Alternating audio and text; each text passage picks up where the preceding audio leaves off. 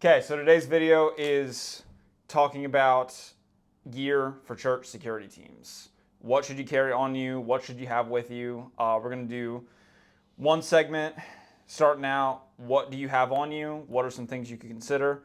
And then go from there to, if you bring a bag with you, what kind of stuff should you have along with you? And make sure I'm on the right part of my notes. Okay. Principles of carrying stuff with you. I'm going to try to make it through this whole episode without swearing. We're going to see how that goes. But you have what you have on you. Yep. Yeah. You go to an emergency, you're probably not grabbing, maybe you're grabbing one thing. If you were in the car and you were getting out of the car, like if you normally have someone that's in vehicle patrol, that's not common where I work, but that isn't completely unheard of.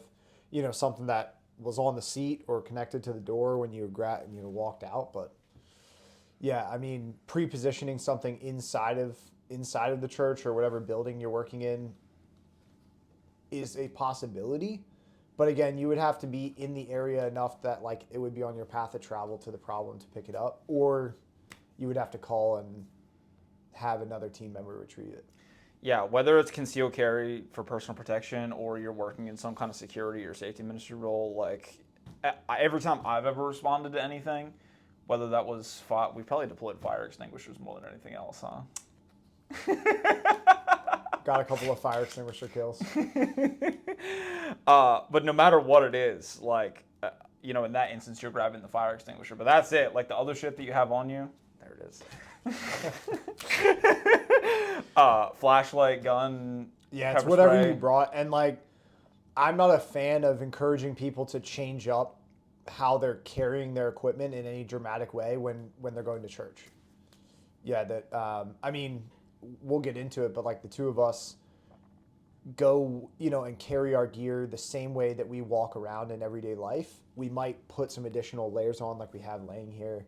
But I would say not always, and it doesn't change our layout of how we would access our other tools. It's really important that like things are in a predictable pattern or a space on your body, so that you've built that access, your draw stroke and all those other things. They're in the pocket that you expect them to be in when you're stressed and you have other stuff you're dealing with. Yeah, placement of the stuff on your body is really important. I didn't even put that in my notes here, but we might talk about that a little bit. But while we're talking about putting stuff on your body, concealment. I'm again, like we probably talked about in the last video, I'm definitely more of a fan of working in plain clothes. There are times where I have to work in some kind of uniform. Thankfully for me, that's typically in 511 cargo pants like I normally wear and some kind of polo shirt or some kind of jacket that kind of looks like what I'm wearing today. But literally, I would go to church and have gone to church and volunteered in exactly what I'm wearing right now. That doesn't necessarily mean that I'm playing the gray man or like I'm invisible, like I'm really not. But this allows me to like go to my church or the churches that I've worked at and blend in enough that I'm not standing out. I'm not I'm not dressed flashy, although, sometimes putting someone in a suit could really help. But yeah, a hoodie and cargo pants is fine for me and what I need to do.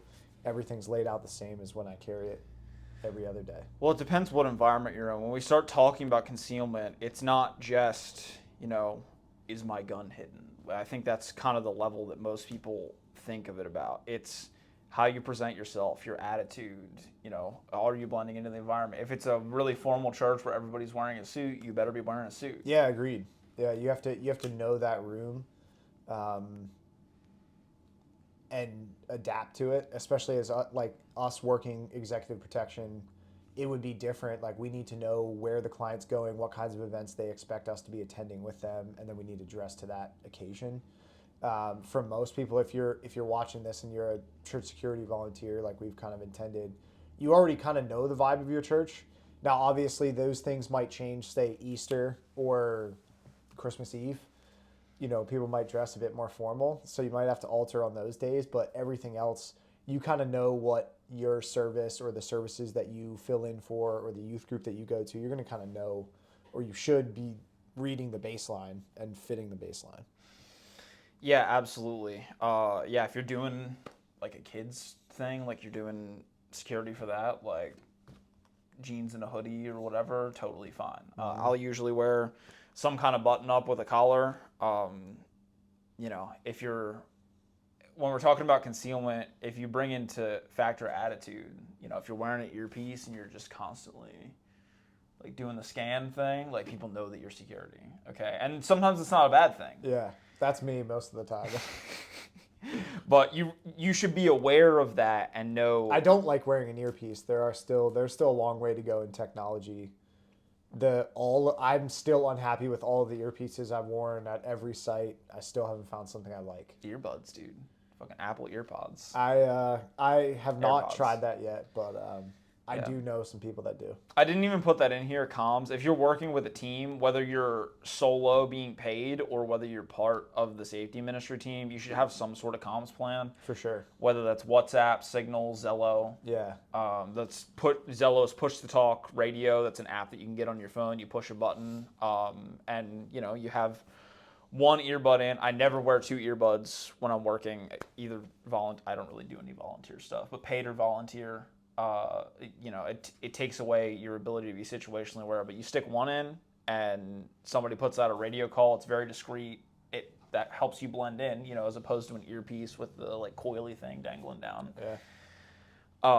Yeah. Have some sort of. I always have my earbuds on me, and it's not to listen to music if I'm doing this kind of stuff. It's somebody hits me up on Zello. Yeah, a lot of times sites that we go to are running some kind of radios, which I like radios. Ideally, they're less likely to break down during an emergency. That will continue to be able to, line of sight communication, even if cell phone calls aren't getting out and connecting to towers. But I like having a cell phone as well, or we encourage all of our team to carry their cell phones as well, because sometimes a text message is much more discreet. If you're sitting in a service, it may not be something you want to transmit over the radio, depending on like who else is listening to that channel. Or you want to send a picture or something like that, which Zello has the ability to send pictures or messages within whatever chat you've selected, and it will record those things too for, incident debriefs later. That's really helpful. Yeah. And then, you should never have just one of those things. Like there should always be a primary, secondary, tertiary. Yeah. If you can't reach somebody on Zello, then you go to this, then you go to this. And that should be outlined in your team's SOPs. And sometimes like that's just going to mean that you have to send someone up the hallway to talk to someone. Or as a leader, like you're regularly on foot getting around, checking in with guys.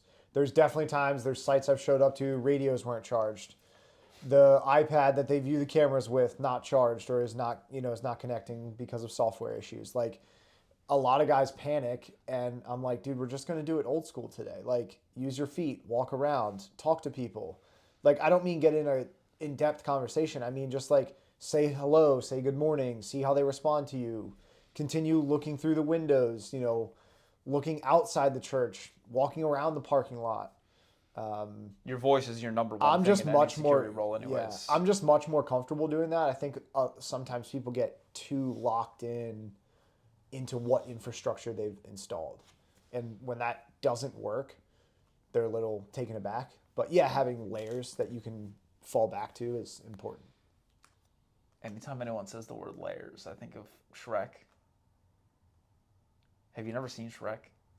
I years ago maybe. Ogres are like onions; they have layers. Never. I don't remember that. But there you go.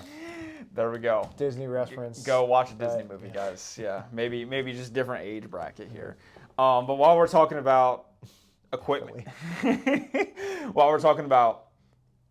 not working, something that I always do, both for concealed carry and for any kind of work that I'm doing, I do a gear check before I leave the house. And then if you have gear at the site, a gear check before every shift. Yeah, good idea. Should be listed in your SOPs as something that's an expectation of a team member.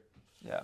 Yeah, And their for me, personal gear, and then they get there and check the team's gear. Even if someone else said, oh yeah, I just checked it, like check it for yourself. Like if you have to rely on it today, it's important that you know that it's where you think it is in the condition that you think it is. yeah. And for me, that's Is my handgun loaded? Are the sights attached? Is the light attached? Do the batteries work? My flashlight, do the batteries work? Do I have a second flashlight in case my first one fails? I don't usually carry 2 flashlights at the same time. I do, but You do. I usually carry. I have the Streamlight ProTac 2LX. This is one of my favorites, not because it's the best flashlight in the world, but because it's really good performance for not a whole lot of money. I have a big tendency to lose things, and if I lose one of these, what are they, like $100?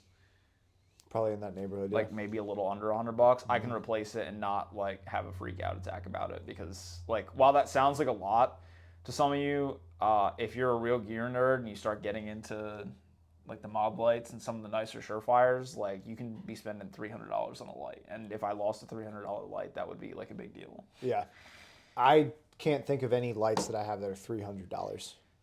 No, I usually have this one on my person, and then I have the larger ProTac. I forget which one this is. The ProTac 2.0. It's a little bit bigger, has a little bit more throw, a lot more candela. I have that in my bag. Yeah, I actually put on the table, I carry occasionally, based on the site and what I know about it, and when we're going to be doing operations, I do occasionally carry 2 additional lights or supplement 2 additional lights, both with more ability to throw light across a farther distance, which kind of works against you if you're just walking in and out of rooms or down hallways.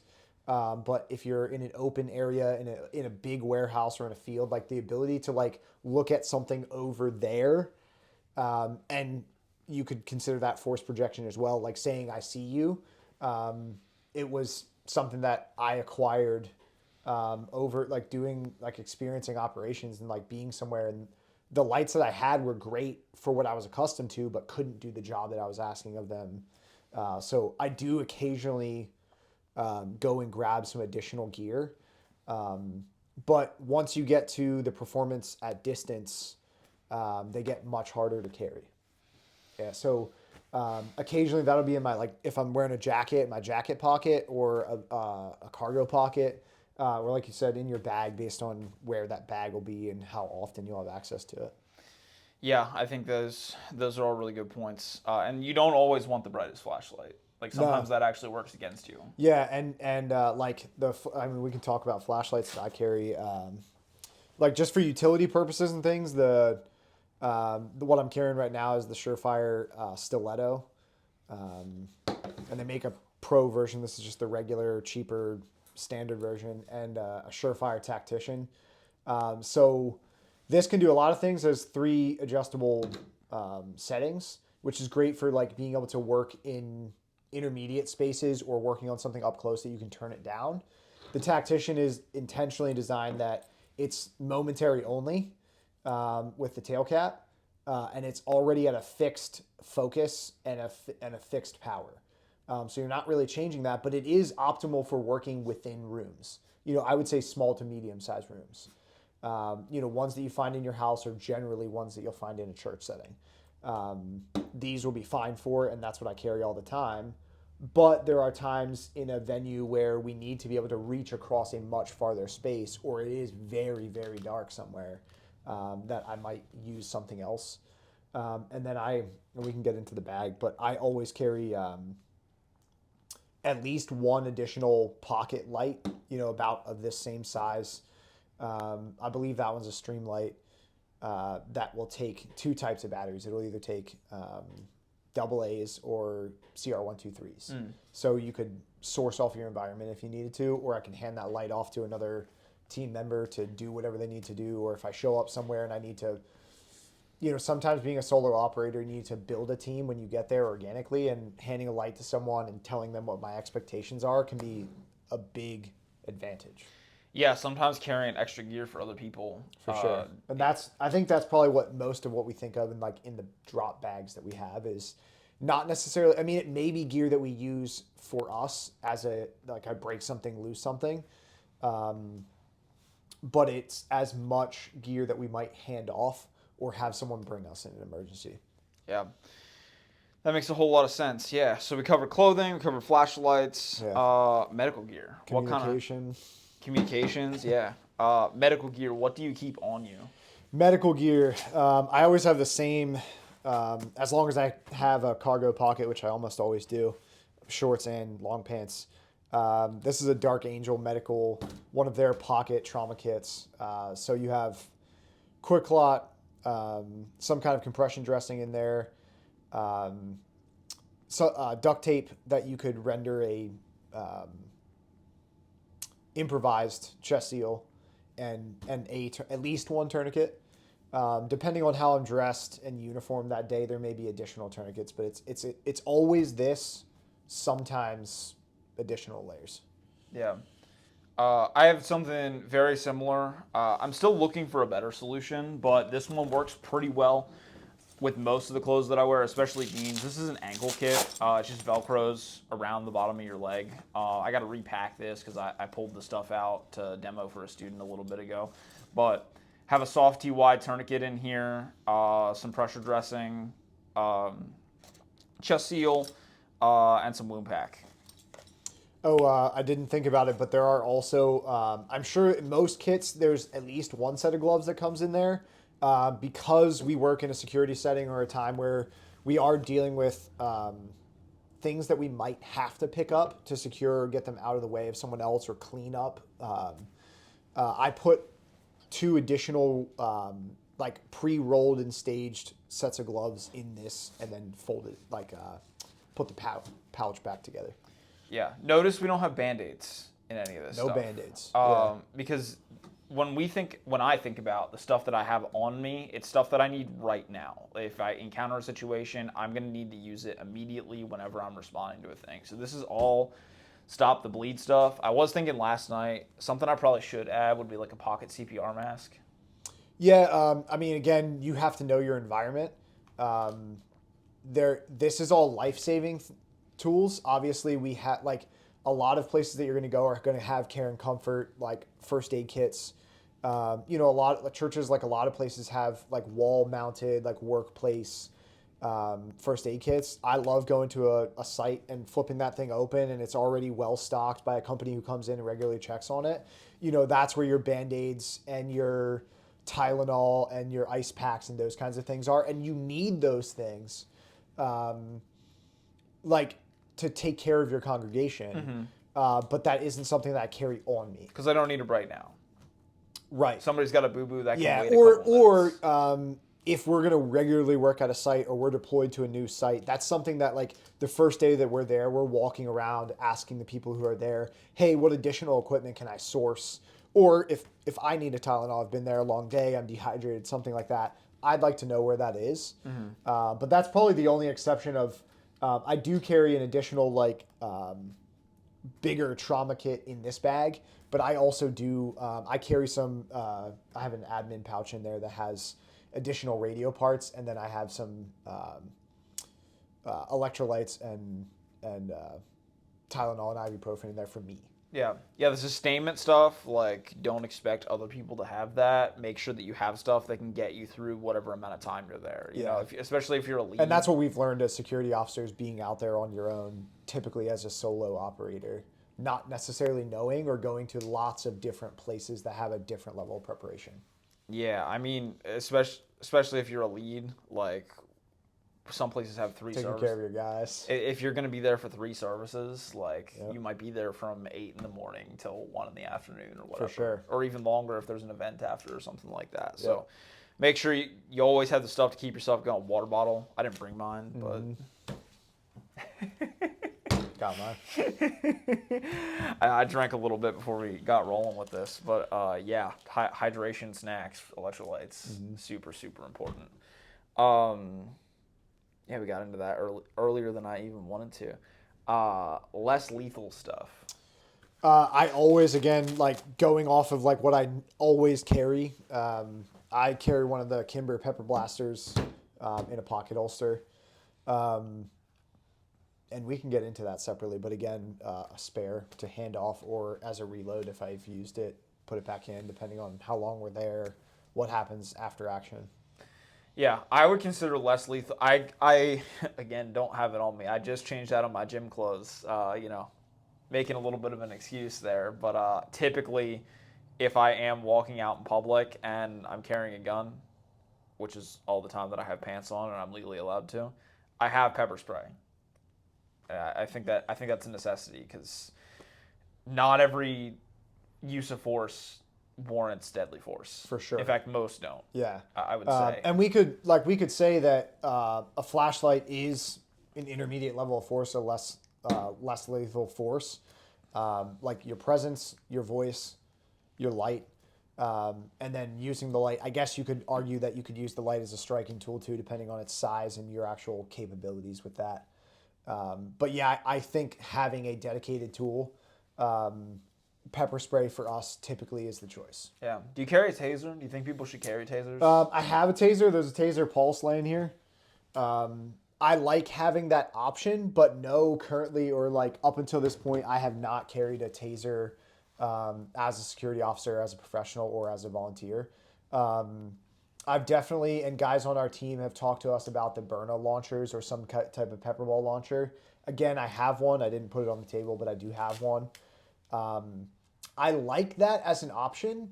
And depending on how large the team is or what kinds of threats you think you're facing, I like that option to be able to go in and, source that gear, like knowing you're going to that job. I also put a baton on the table. Again, this is probably very large size-wise for working in plain clothes the way we normally would. So I've never carried this in a plainclothes capacity, but in a uniform capacity or someplace where we know we're expecting a protest.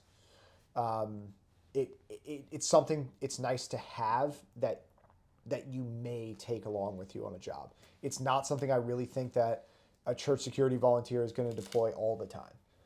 Or maybe, we've talked about this, making a team complementary. So maybe one member of the team who's kind of your negotiator or someone that's kind of dedicated to less lethal might carry an additional larger piece of equipment, like a launcher or a taser. They should, again, be spending regular hours getting accustomed to that. Yes, I know cartridges are expensive and, that kind of stuff, but like that's not an excuse not to be proficient with that tool. The safety on there is reverse of what you would find on all Western style handguns. So you already have that problem. The traction and the grip on there isn't completely ideal. And having the right holster that, again, you can conceal it, that people aren't spotting that on you is important. So, all of those things as well, and all of those things would go for whatever baton you decided to carry or impact weapon of any type that's legal in your area. Yeah, and the legal part is actually, I was thinking about that while you were going on there. You got to be aware of the laws in your state and jurisdiction. You may need a security license or need to be working in a paid security capacity to use some of these tools. I know in Pennsylvania, batons are restricted to Act 235 people, as far as the last time I'm aware. Yeah, I couldn't quote I wouldn't even attempt to quote the legal standard for civilians, but I do know that if you're working in a paid capacity and you're carrying firearms or impact weapons like a baton, you would need to be licensed. Yeah. So be aware of the laws surrounding that in your state, because not only are you trying to win the fight, you don't want to get yourself or the entity that you're working for, in this case a church, in legal trouble. And I know other states have restrictions on pepper spray, even with the Byrna launchers. Sometimes you can only use the kinetic projectiles and not the CS gas ones. I don't know of any places that have restrictions on tasers, but I'm sure they exist. Taser actually has, or at one point they did have a map and some of the details about what areas you need to be careful of and what restrictions there were. Yeah, but whether you're working paid or as a volunteer, you should know the legal status of every piece of equipment that you have. Some places have restrictions on body armor, which is ridiculous, in my opinion. Agreed. But speaking of that, we have some on the table here. Do you wear armor? I do. When I'm getting paid as a professional security officer, whether I'm working at a church or some other venue, I'm always wearing armor. Yeah, of some type. Typically, it's concealable soft armor like we have here. Yeah. Now, people have all kinds of different opinions about that. I've run into people in the security industry that think that wearing armor is ridiculous because it is uncomfortable, right? Yeah, carrying a gun's uncomfortable too, but there's a time you might need it. So, yeah, just like you're having your own medical gear, whether there's medical gear at the site or not, that's just a hedge of like you might need this for you. Just like again, finding a comfortable set or adapting to newer technology that's going to give you an advantage. Sure. Not wearing it because it's uncomfortable or like not carrying some of these tools because it's uncomfortable is not a good excuse. Yeah, I mean, I would say some percentage of mass shootings against houses of worship involve long guns that the soft armor would do absolutely nothing against. Yeah. This is a calculated hedge against some violence that you may see. I would say most police officers walking around don't have rifle rated armor. Now, there's a few exceptions. Some companies out there doing some like soft or hybrid stuff that may stop 5.56 rounds or 7.62 39.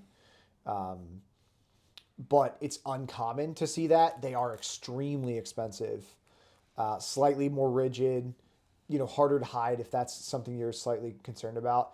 I'll tell you that when I'm volunteering, I'm usually not wearing armor unless there's some kind of reason for an elevated threat condition. But when I'm being paid, because there's an additional expectation of getting involved where you can't walk away from a problem, you might be injecting yourself into a problem that's already going on. The additional layer of a set of soft armor it just makes sense to me. Yeah, I don't quite follow that calculus. If I'm working in any capacity in a security role and it's legal for me to do so, I'm wearing armor. And for the same reasons that we discussed, I choose soft armor. It's lighter, easier to conceal, and you get more coverage. If you end up facing a threat that this is actually designed for, it covers more of your body than most hard armor would. And I think that's a good trade-off. It might not be for you. You got to make that choice. Yeah, and I would say that it won't, especially again for every church security volunteer. I think it's something you should think about. Again, you probably are not going to be deploying that every Sunday, but there may be a time where you have an actionable, reasonable suspicion, or you have some elevated intelligence that leads you to believe. Or whatever event is going on seems like it's more high profile, that again, maybe not all of the team, but some of the team is wearing armor, or, working as the intervention team. Yeah, I think that's reasonable. Yeah, I think it's probably unrealistic to say that unless you have a dedicated vehicle checkpoint, like some of the synagogues and stuff that we've seen, or a fixed, static, overt deployed team, that you're wearing hard rifle rated armor. Yeah, I would say I didn't think about that as an exception. If I'm working in an overt uniform capacity, I'm wearing rifle plates. Yeah, I have yet to work a detail that was needed, or like the client was okay with it. So I have that option. A lot of times I will take that option with me, a long gun and hard armor. Have yet to deploy that in the real world. Yeah, I like that option, but just haven't faced that combination of the need for it, that we deployed it, or a client who is willing to allow officers to be present with that stuff already exposed. Yeah, since we're kind of trending in that direction, we can start talking about lethal tools, firearms, knives, etc. Let's start with, since you mentioned rifles, I know some people like to bring like a bag gun or a truck gun or something of that nature. I like having a long gun. If it's deployed within the venue, it definitely needs to be secured. So either sitting in a secured command post with an officer who's always with it, or in a fast access safe that only certain members of the team have access to. or in a pre-staged vehicle, someplace close, or if we have vehicle blocking positions, in a trunk there. Um, but it's not common, or I don't walk into a site every time with a bag rifle. Yeah.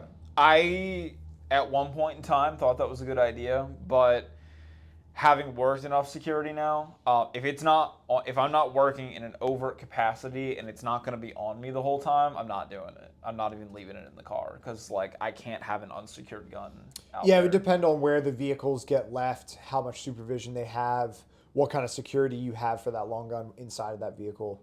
Yeah, the risk of having an unsecured firearm is way higher than the potentiality of you needing to use it for anything.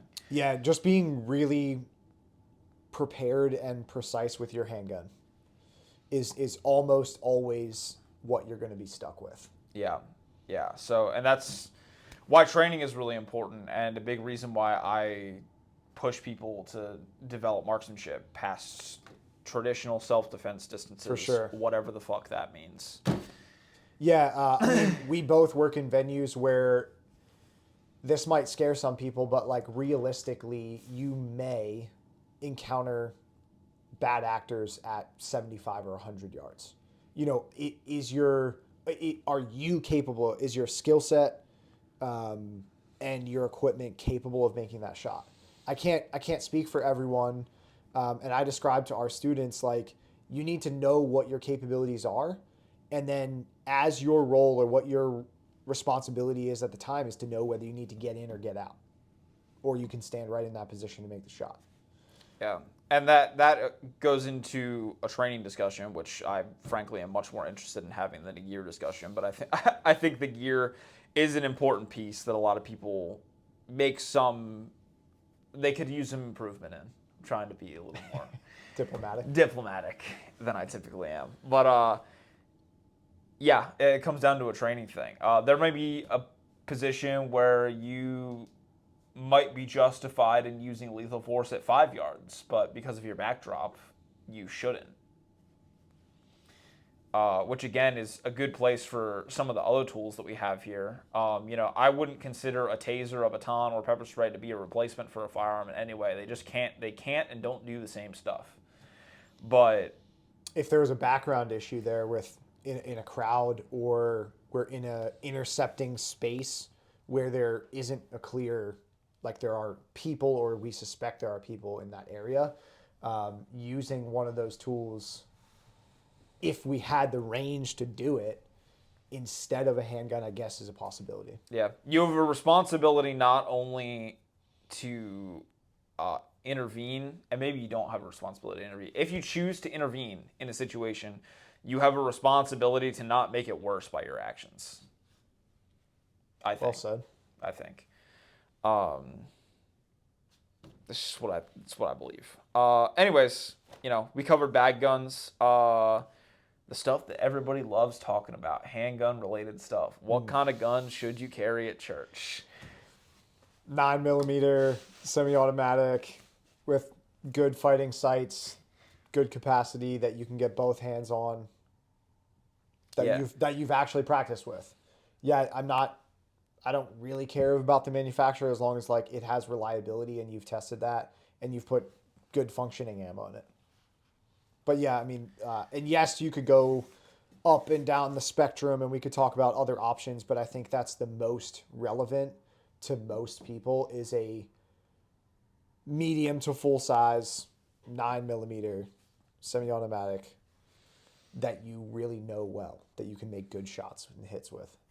I would 100% agree with that. That's my recommendation for anybody who's concealed carrying a firearm for self-defense. I know we had a little bit of a caliber discussion before this kicked off, but yeah. 9mm is my floor. Why 9mm? I know we kind of we talk with students all the time. Strictly economics of you needing to practice at a high enough volume that most people that are considering 40 or 45 or any other weirdo caliber just aren't willing to put up with. And anything below that is to me is just inadequate for the job. It's not that it couldn't be lethal. I don't think it's capable of doing everything that you might ask of it. Yeah. Now, if you're a person who you train on a regular basis and you enjoy carrying 357 sig, 40, 45, any of the major handgun calibers. I'm not against that.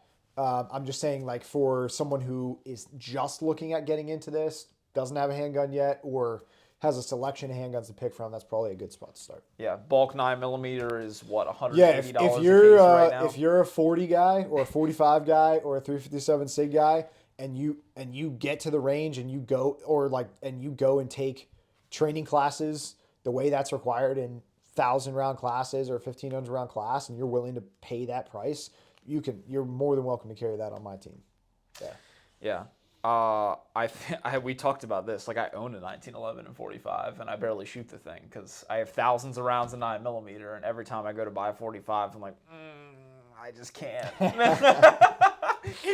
I've been willing to swipe the card on a whole lot of things, and I love my 1911. It's a great gun. It's super accurate, super reliable, Fun to play with. But not something that I am going to press into service right now with my level of And experience. frankly, for us, like, not something that I have enough training time behind that I would be I would be putting that into that role. Yeah, something I enjoy playing with, something I do occasionally buy ammo with just to enjoy.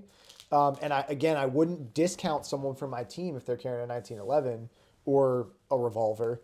But I need to know that they've done the time and put the work in and shot the rounds to really be proficient to make that tool work.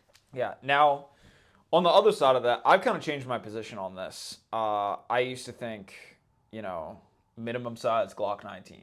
And if you know me in person, you've probably heard me say when somebody asks, what handgun should I buy? Just buy a Glock 19. The minimum size is a 9mm Smith & Wesson Shield. Yeah, I would say Glock 43. Yeah. Something of that size. And that's going to change based on your body type and hand size. Sure. SIG 365, 9mm. Because we talked about concealment earlier. Concealment is a really important part of this. Being able to shoot the gun effectively and it works consistently, very important. But concealment, I would say, almost as equally important because you don't want to freak out members of the congregation. You don't want to tip off a bad guy who might be you want to maintain the you. element of surprise. Yeah, because bad guys do assess you.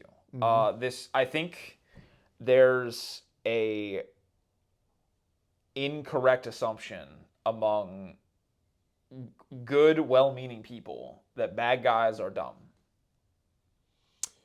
I tell my students that you should prepare for the worst possible scenario. Meaning, like, if we think about that person, think about what skill set or what kind of training they could have had or had access to, what kind of open source information is out there now, and then their motivations. Like, they're a deep-seated hatred and motivation to go and kill or hurt people very seriously could mean that they're willing to do a lot of uncomfortable things or do a whole lot of inconvenient things to come there and then hurt you. Do bad guys do training? Absolutely. Some bad guys. Yeah. I never want a student preparing for the average mugger in their city or whatever that is. Like, I want you to think of the worst possible person that has the worst possible skill set and has brought the most tools with them. And if I'm not saying we can accurately prepare for every scenario that we can come up with, but if we can get closer to that, or we can attempt to start to cover some of those bases, if I do encounter a less intelligent bad guy, like, I guess we'll handle that too. Great. Yeah. Great. Awesome. Yeah, I just kind of wanted to get that out there because everyone has a story that they tell themselves about their potential self-defense incident. That's 100% true. And there are bad guys out there sharing information. Like, we know of that. Bad guys that go to jail or spend time in prison, like, share information. People that are in a street gang or a motorcycle gang, like, it is, they might spend time gathered together as a unit sharing information or planning tactics. Yeah, and if you don't, and I mean for sure, terrorist groups, that's true. So if you don't think that's a reality, like you better check yourself. Yeah, and when we talk about violent threats against houses of worship, it's very rarely that. In the United States right now as we sit. Yeah, It couldn't there's not. it's more common to have some kind of criminal, basic criminal action there than it is um, like true terrorism or true hate crime. But I don't think you can rule it out, or I think most people like would be ill advised to simply say, well, we're only going to prepare for the common criminal. Yeah, because if you use that high standard as your baseline of like this is what we're trying to achieve, Then we should be prepared for that guy too. the other stuff's pretty easy. Yeah. Or we've already brought a bunch of tools to the fight that might help us in that scenario. Like they're not going to hurt us. Yeah. Yeah. Yeah. Yeah, we talked about what handgun. Buy a Glock 19.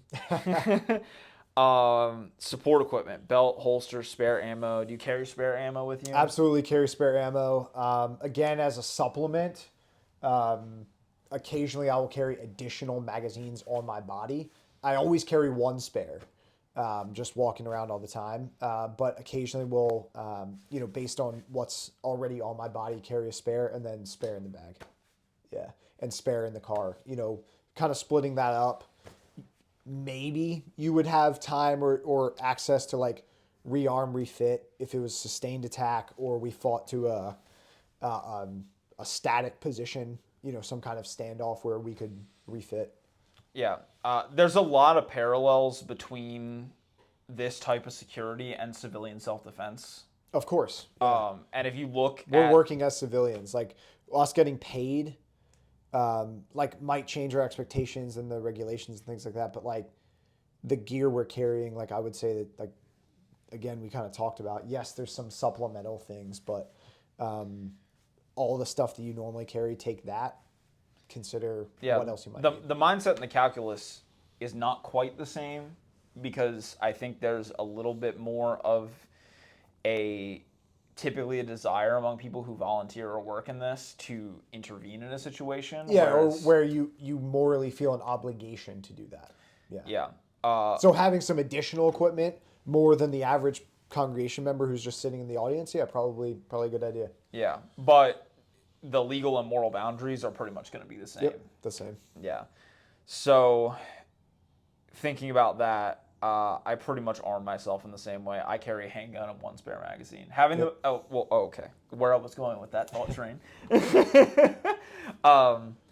Capacity in your handgun. I would like something in excess. Like I said, the smallest for me would be a 9mm Smith & Wesson Shield. So the very small, like the lowest capacity being 8 rounds. With newer technology and the 2.0s and things like that out there now, like I think it would be ideal to have more than 10 rounds in one magazine at one time. Yeah, because again, where I was going with that thought train, if you look at civilian self-defense instances, you do the thing with what's in the gun. Yeah. The magazine is to fix magazine-related issues or some kind of stoppage with the gun, not necessarily that you need more ammo. Yeah. Yeah. I like having more ammo, but yeah, more likely that magazine is to fix a problem with the gun. Yeah. Yep. Totally agree. Belt, I would say just off the top of my head, like it depends what clothes I'm wearing. I would say, and what I've talked with the volunteers that I've trained, it's a non-negotiable that it passes the crush test, meaning that you put it inside of your hand and you can't fold it up at all. It needs to support your gun. We're talking, I have a gun. We're talking vertically. So this way, you shouldn't be able to compress it. That's going to give it enough stiffness to be able to support the weight of the gun when you're carrying it in your pants, is what Paul was saying. So nylon or leather, but it needs to pass that test. Yeah, this way, I think it should have a little bit of flex. A little bit of flexibility, that aids in concealment. For sure. And comfort. It should be somewhat comfortable. Carrying a gun is not a particularly comfortable thing, but it shouldn't cause you pain. Is kind of how I usually describe it. Or if it does for any length of time, you're likely to leave that tool at home. So we don't want that. Yeah. And I'm obviously carrying appendix. I think you pretty much Carrying do the appendix, same. yeah. That's in the front here. Both my gun and my spare magazine. That's not going to work for everybody. Yeah. Okay, so that's why we have different options. I carry a gun mounted to my belt. There's a whole bunch of different options nowadays. Gotta have the snap loops. We talked about it before. Um, There are a whole bunch of options. The best option is to have pull the dot snap loops. Yep. if you're not going to wear a belt, is where I was going with that. Philster Enigma. Yeah, without question. I can't think of any other holster that I've seen on the market that's even close. I guess probably more for the ladies that'll be on the teams that are looking at this. I was going to say, women should buy Like, belts. yeah, again, I mean, right? men shouldn't be leaving the house without a belt on their pants or their shorts. Like, I don't think. I guess like if we had to go all the way to like we're supervising the kids at a water park event and I have a swimsuit on, like, okay, like that's really niche. But like, yeah, I can't think of any other time that one of these security volunteers would be deployed that they shouldn't have pants or shorts on that have proper belt loops and a proper belt on to support the equipment. Yeah, if you're a man, Even if you're a volunteer who does not carry a firearm, the other equipment that's required, or the amount of like physical exertion that would be required to respond to some of these emergencies, you should still have a belt that passes those tests on. To carry your gear. I feel similarly passionate about this. If you're a man, wear real pants with a belt. Women have more flexibility with like what they're wearing, and obviously, typically, they don't want to change the fashion up to dress around the gun. Yeah. And you don't have to, because there's a ton of technology out there to help you with that these days. Yeah, I wouldn't say a ton. There is some technology out there. I would say with the females that I have experience with working on volunteer and paid security teams, almost always they're dressed very similar to the males, meaning that they're choosing to wear pants or shorts. I think the other, while we're on clothing, is like closed-toed shoes, laced-on closed-toed shoes. Yeah. Just like, again, the amount of speed that might be required, the debris that you might need to travel over. I think that goes along with having the belt and the shoes. Yeah. If we're talking about shoes, Occasionally, some of the ladies I've worked with will carry in a bag, in a purse, or like more specifically a crossbody bag, which I'm not against, but that bag doesn't leave them then. Like, it is attached to them while they're walking around doing whatever it is that they're doing in their role while they're in the church service, all that. unpopular take. I did historical reenacting in high school. This is a little bit of a stretch. Bear with me for a second. Pockets didn't used to be a thing for anybody, and everybody carried bags. And after carrying a bag with a bag with my shooting stuff in it, and a bag with a haversack with all my daily stuff in it, we should bring back bags for men. There is a point or a place where a lot of companies are getting into that market, and I think we talked about this in our last video. There are lots of companies getting into the bag market. I'm not saying all of them should exist there. Yeah. I don't think all of them are making a good product. If I had an amazing product right now, I would share it with you guys. Like if I had something I was like amazingly satisfied with, I have a few things that I've tested, or I have my eye on a few products. Right now, as we film this, there's new products being launched onto the market, and hitting everyone's social media feeds. That doesn't mean they're good though. And that doesn't absolve you from, you need to get, if that's your choice and you're going to get that piece of equipment, you need to take that and definitely be incorporating that into your dry practice at your house, and then taking the opportunity the next time you're at the range to be testing that piece of equipment if you feel safe, if you've gotten to the point that dry practice feels appropriate, and then work it up to live fire. But yeah, there are a lot of fashionable bags out there or things that look good that are not appropriate, especially for a firearm. Mm-hmm. The other tools that might normally be in your pockets that you could shed into a bag, I'm not against. But if you're going to put a firearm in there, there's a much higher expectation of the materials, the rigidity, the compartmentalization. Yeah, agree with it. No matter how you're carrying a gun, it's got to be in a holster. For sure. Agreed. I don't care what device In you're your putting pocket, it in. it's in a holster. In your bag, it's in a holster. I have a revolver in my pocket right now. It's in a holster. It's in a holster. Yeah. Even a holster like for your less lethal, if there is a orientation requirement, a holster is going to keep it in the same, or ideally is keeping it in the same orientation, so that when you go to get it, it's in the spot where you expect it to be. Let's talk about holsters for just a second. There's tons of good holster manufacturers out there. We talked about this in the other video, but don't use this kind of holster for a gun. Yeah, definitely not a fan. Would not use this for a gun. Have a few of these holsters that I wanted to test out for firearms. I wouldn't say like that's not something that I choose to do all the time. Yeah. I'm a fan of hard-sided, form-fit to your gun and with its accessories on, Kydex holsters with snap loops. Yeah, I think is really the best way to do it. But if you're dealing with any other type of carry, whether that's appendix, strong side, pocket, like I think it needs to retain the gun. It needs to keep it in good orientation. And it needs to be form fit enough that like something isn't getting inside of it. And it needs to be in a pocket, a pouch, a bag, like completely on its own. Nothing else in that pocket or in that space. Yeah. So why are we so like hardline about that? With most of the gear here, I really don't care what brand you buy, other than don't buy cheap bullshit tourniquets. For sure, don't do that. I will call you out on that. Go to North American Rescue's website and buy your medical gear there. Yeah. Yes, they're more expensive. Or Tactical Medical Solutions, which is makes the soft TU lines. There you go. Yeah. Nobody pays us any money. Nobody actually cares what we're saying outside of the people watching this video. And I'm not going to take money from people to say things that I don't believe in, ever. So I would take gear, but I would tell you what I think of it either way. Yeah. I'm only ever going to recommend stuff. If somebody wants to send us, I always need more medical gear. There's always stuff that needs rotated out, but yeah, this is life-saving shit. So I'm not cutting corners on that. No. Yeah, considering it might be used to save your life, don't cut corners on that. Yeah. We were talking about holsters. Yeah.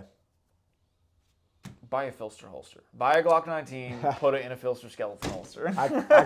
I could never disagree with that. Yeah, he doesn't pay us, but yeah, good I'm wearing a Filster floodlight right now. I do usually weapon-mounted lights. I'm not against it. Yeah, again, it is not a substitute for having a handheld light. No. You must have a handheld light. You might have a weapon-mounted light. Totally agree. Yeah. All right. I prefer to have a weapon-mounted light. I wouldn't consider it a necessity, and for some people it may not be the right option, and here's why. So it increases the size of the gun in your pants, okay? So can make it more uncomfortable, can make it more hard to conceal. Typically doesn't, especially with the more compact lights in the market these days, but I digress with that. What it will do is it does change the shape of the holster, and the holster does not lock up as well to the trigger guard. So do we have a fucking anything? Let me just take my gun off. Yes, this is loaded, because why wouldn't you have a loaded gun? Hot take. I'm not like all the other people on the internet. It's clear, right? Yep. Yeah, okay. I checked it myself. I had him also check it because that's a basic safety protocol. If your instructor doesn't care about safety, fire them and hire a new instructor. Anyways, Filster floodlight holster. This is my Glock 45 that I carry. If you look right here, there's going to be a little bit of a gap in between the frame and where the trigger's at. I can't access the trigger. I can't jam a finger in there, but it does increase the space there a little bit. So I guess theoretically something could get in there. This is a really well-designed holster, but you got to watch out for that and make sure that your holster is of a proper design, that it's not going to leave the trigger guard of your pistol unprotected. So that just does change that up a little bit. If you're going to choose to have a weapon-mounted light, that's something else that you're going to need to do regular maintenance on, practice consider. with, yeah. Yeah, I don't have my other pistol, and well, I have fucking. I'll leave that one in there. I don't have a Glock with a. Anyways, a proper form-fitted holster for a semi-automatic handgun, you're gonna be able to like see the outline of the trigger guard, and it's gonna lock into that. Yep. So, And if you wanted to cover the different attachment points, we probably left off on that. attachment points, yeah. So I have overhooks on here. I forget what these are actually called, like the brand or the company name or whatever. This is what it ships with. I think they're great. I've been running this holster for a couple years now, and I haven't broken it. So and I break everything. Wing claw. This pushes up against the side of your belt. Okay, pushes against your belt right there, and it tilts the gun more in towards your body. That helps with concealment. I mean, this gun prints a little bit in this shirt. I like to wear patterns, especially with button-up shirts. That kind of helps break up the outline of the gun a little bit. I know we're kind of jumping around between categories, but all of this stuff is interconnected. It is. It's not like do this and this and this. Like all of this stuff kind of meshes together. Phone charger. It would be nice to have that in the bag. Yeah, with sustainment stuff, Yeah. like just make sure that you... Or it'd be nice to have a battery bank that you're not having to worry about going and finding an outlet, but simply just plugging that in, carrying it with you, or putting it in the bag. Yeah, I don't have one with me, but in the EP course I took, a doorstop.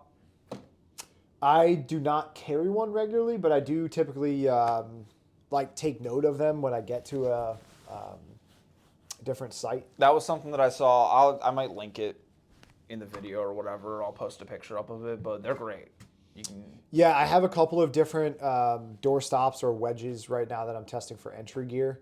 I have some in my first aid kit. Yeah, but not something that I normally carry with me. Cool. Yeah. I have absolutely no idea how long this video has been going on, but let's do final thoughts. I'm trying to think. I also would include, I think we talked about in the last video, I would include everything that's attached to your keys. So for me, that's just simply like some like a tool to cut clothing, and a window punch is nice to have. That I guess would also include anything like for us that need to carry identification while you're working, whatever's in your wallet. You might have some entry gear, some other things in there that might be helpful. A quick reference card to your address, I think, would help. Any licensing that you need to carry any of the tools that Of course, have. yeah, that non-negotiable should have that. And then we didn't cover knives or other tools. I do just regularly, as a habit, carry a folding knife, but I also, and we can get into this if you want me to, carry a multi-tool in here, because all the time you get somewhere mics need attached and you need a screwdriver or a door won't shut, something like that. So yeah. And that's part of like... But that's everything else on me other than, yes, I have a pistol and a magazine. As being part of the safety team, I try not to involve myself in stuff that doesn't relate to my job or my role, but if you can help somebody out with like... For sure. Or just hand off that tool. Yeah, simply like someone's there, they know what needs to be done, and they just need the screwdriver to do it. I agree that a lot of times in our paid roles, there's a very delineated, like, this is our expectation, and we shouldn't be getting involved in other things. As a volunteer, you're going to get involved in things all over the church. Mm-hmm. You know, we're cooperating with another team, and that's true as a paid person too.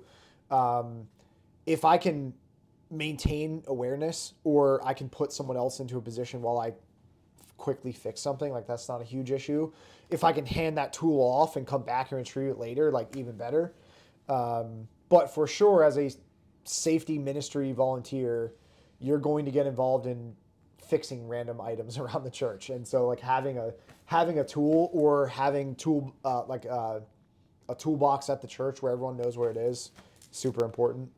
The other thing we didn't talk about is restraints. So again, based on what I know about the venue, and what we know what we expect the threats to be, I may carry a set of restraints. These are plastic restraints from Mil-Spec Plastics. Mm-hmm. I don't know, you ordered them. I carry the same ones. And so, like, I may carry a set of restraints. I'm not against metal handcuffs. I do have a set of Hinge Smith & Wesson metal handcuffs that go on my uniformed gear if I'm carrying in overt uniform capacity. But this is much more common. And again, I don't carry that every time just based on what I think we might need to respond to. I might have those. So I would say then, like, if you're going to carry those, then you need to have the cutting equipment, or if you have metal handcuffs, a key on you. At least one. Key. Yeah. So I could get into that. I mean, like looking at the bag here, like we obviously have a CAT Gen 7 tourniquet and trauma shears on the outside. I like having quick access to that. In the mag pouches here, I'm not a big fan of tactical looking bags like this, but it's nice. It's nice for organization. So there are, even if I don't have these on me, wherever this goes, I have 2 in there. And then the only other thing on the outside really is additional ammunition in both of those pouches. You could stick something else on the outside or an identifier pouch or a patch. I always carry a set of gloves. Guys will make fun of me, but moving the chairs at the church, you bang up your hands all the time. If you work like us and your hands are how you make money, a hand injury can be very debilitating, so a set of gloves. Talking about the restraints and the keys, a key for standard handcuffs, and then a cutting tool for those plastic restraints, a notebook and pens, and then inside of there is also any other like quick reference cards that I've developed for a site, names, addresses, access codes, things that I might need. And then the notebook is for writing things down as someone's telling you that, or something that you need to be able to remember or repeat back to someone. Additional pens that work, Sharpies to mark on your on the tourniquets or any other like medical gear that you've applied. In the back then is where the additional comms gear, parts to radios and things like that go, and then the medications and stuff we talked about.